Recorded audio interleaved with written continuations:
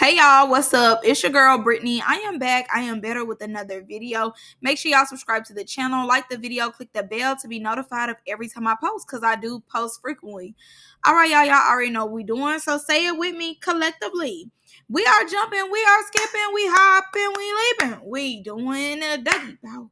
Our Dougie, y'all. Into this video, click the link down in the description box below to become a paid member on my Patreon. All right, y'all, come. Without further ado, let's get into the video. So we started the episode with Landon and Ant talking. I would have cared about this if it was episodes ago, but it's episode 11.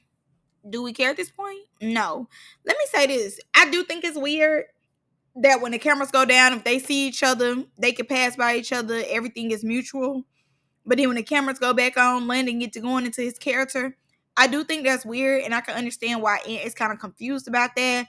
Because if you need your head up, just ask me for a head up. All the extra, you don't have to do. If you got a problem with me, have a problem with me on and off the camera. Act like you don't care for me on and off the camera. But when the camera go down, the personality go down, and now you chilling. No.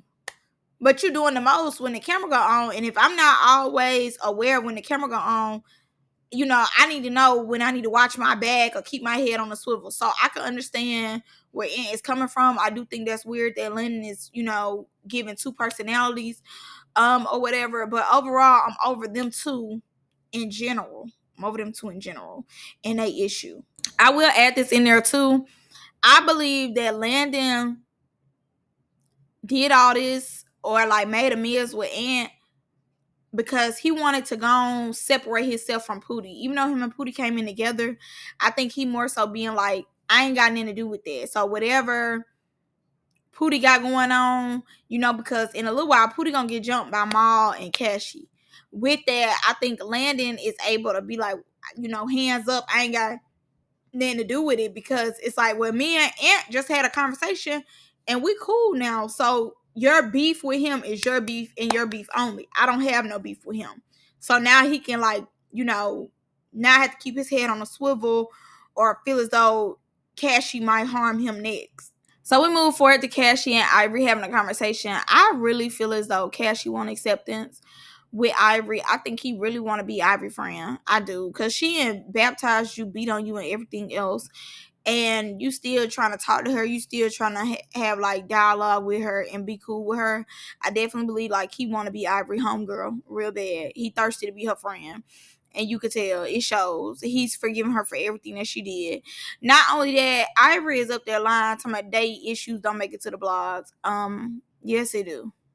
Yes, it do. She is always usually the one that bring it to the blogs and be back together with Danye the next day. Like, please. Babe, never flirted with you or the turkey legs. It's Ivory looking down, looking at the legs, and I'm laughing. So we move on to Tasha, Shamar, and Armin. Now, what took me is that he said they met swinging, baby. I've always wanted to swing. Not me and my man, but like just me. And then the couple be like, I want you. I've had some offers. I'm not gonna lie to you though. I'd be like, really? Why would y'all even think I'd look at y'all in the club? Like, please. But I need to go to like a swingers bar. So they met there. I feel like he lying with that. I don't know. I just don't believe that part. Then turn around. He said they've been together 3-4 years. I don't believe that either. Like all that the whole thing was given like that don't sound believable with y'all type of characters. I'm saying he ain't never cheated, but he had a slip up. A slip up is a cheat up. What are you talking about? Like a slip up is a cheat up, meaning that you was doing something you ain't had no business doing. Simple. It was a fly out. We had a great time. It was what she just said it was. Simple. We all know what happens when you get flowed out. We all know what happens when you get flowed out. What are you talking about? You're living that lifestyle. Lifestyle, mind, no waste. Like, we already know.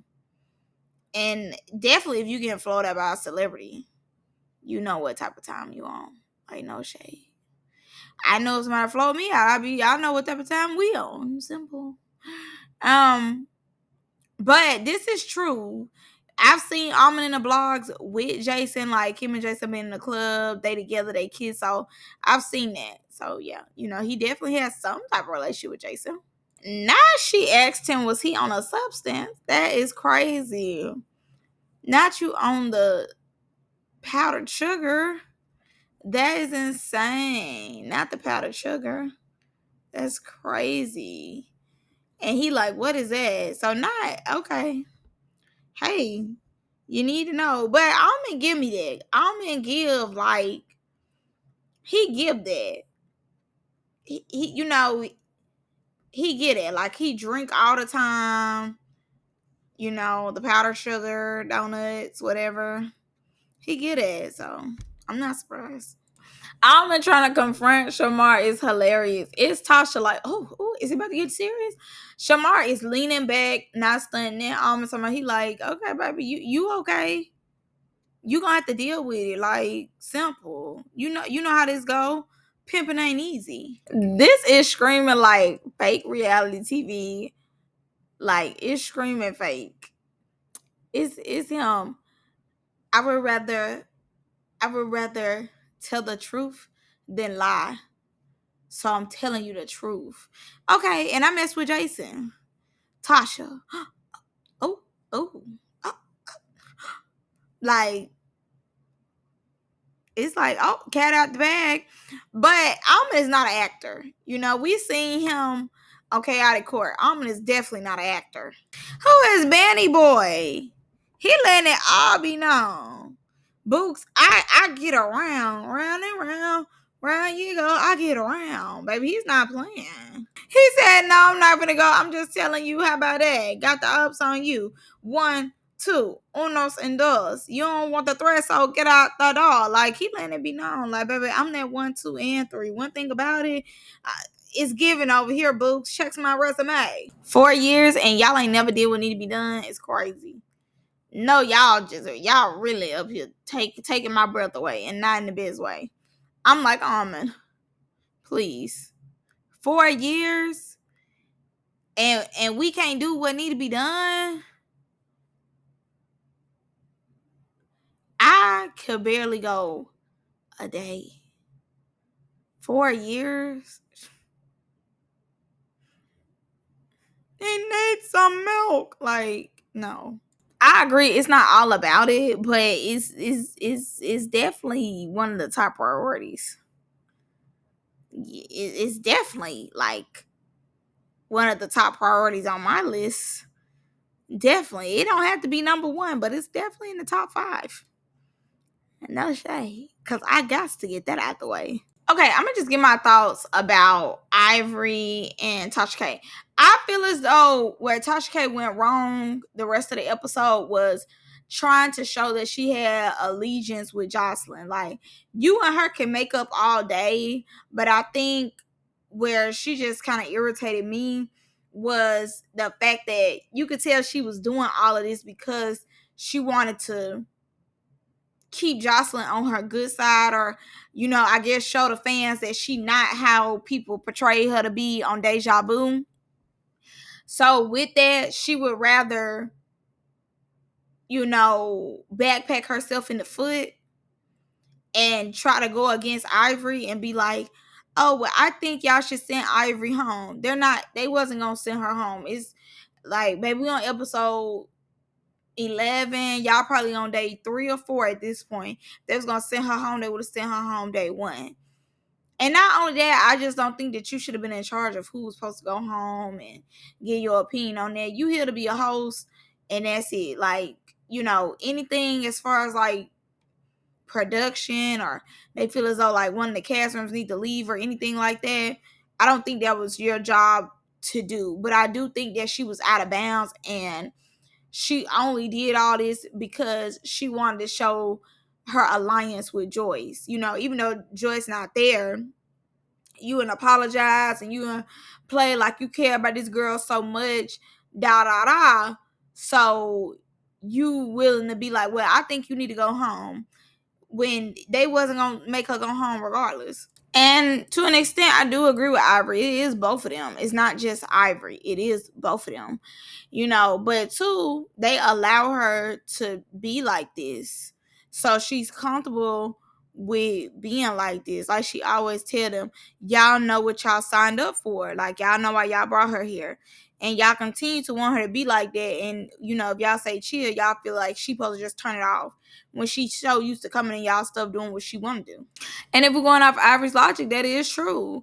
Everybody get along with her and Danye except for Cashy and Joce. So if I'm just going by her logic, she right. Like they are the problem couple because nobody really likes them. But everybody got a problem with them. So, you know, Aunt Shaba, Cashy, and Joce, if y'all take them home, make them go home, the rest of them could really probably be at peace. For real. So after Ivory blew up on Tasha, Tasha felt bad, wanted to renege and go in there and talk to Ivory. Now, this what took me right here. It's her security trying to... She was like, it's okay, y'all. It's okay. Girl, she wanted her security to go in there bad. I don't care what nobody say. She wanted that security right there. Stay at the door. Stay at the door now. Because it was Danye and Ivory versus her. So, you know, she came in there very polite, very calm, very like, you know, oh, my bad. I'm sorry. You know, we want you to come on. I just need you to stop.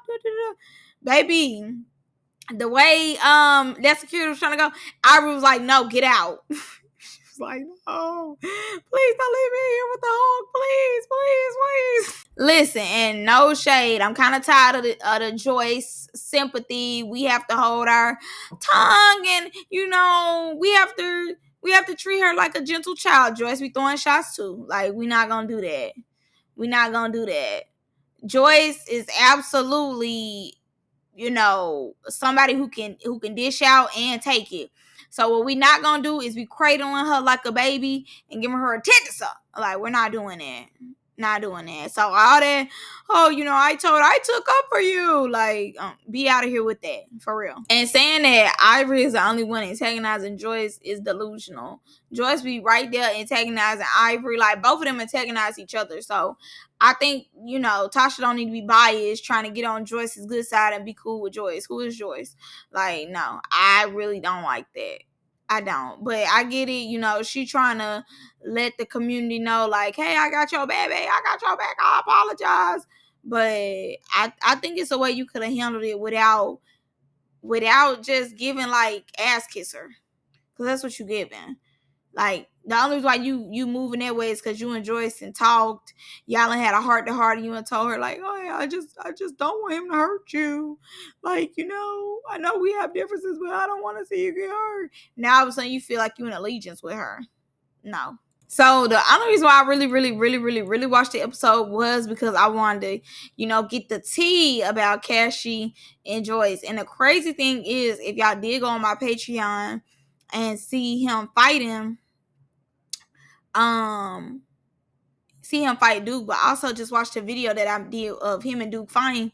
He went off on Joce. He went clean off. So I just think everything is coming around like a 360 because, like, on here, you know, we finally get to see them two talking and together or whatever. And then turn around, you know, present day, he going off, dogging her out, saying what he tired of seeing her in, everything. And he's so soft spoken. He's so sweet when he flirting, when he like being so nice. Like, oh my gosh, it's nice to see this side of Cashy.